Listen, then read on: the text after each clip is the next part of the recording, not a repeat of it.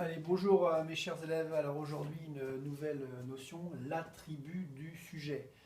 Donc c'est une notion qui se voit en grammaire, mais on parle aussi d'orthographe quand il faut accorder l'attribut.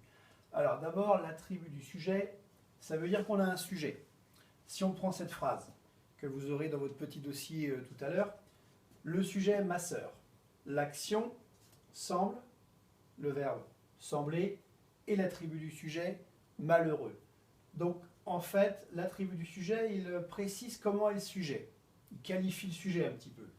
Ma sœur semble malheureuse, donc malheureux attribut du sujet.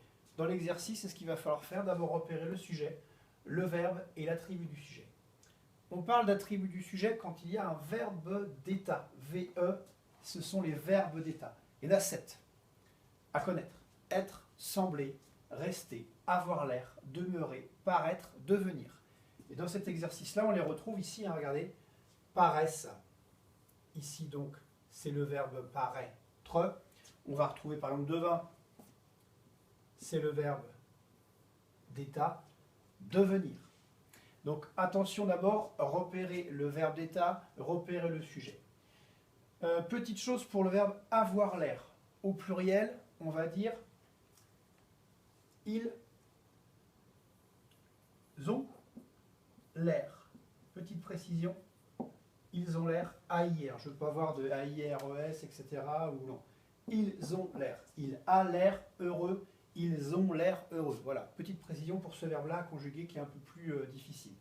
Et puis, dernière chose à dire, quand on accorde l'attribut du sujet, donc on l'accorde avec le sujet. Si on prend cet exemple-là, ma sœur semble malheureux, on dit malheureuse. Donc le travail à faire, c'est de réécrire et d'accorder l'attribut du sujet en fonction du sujet.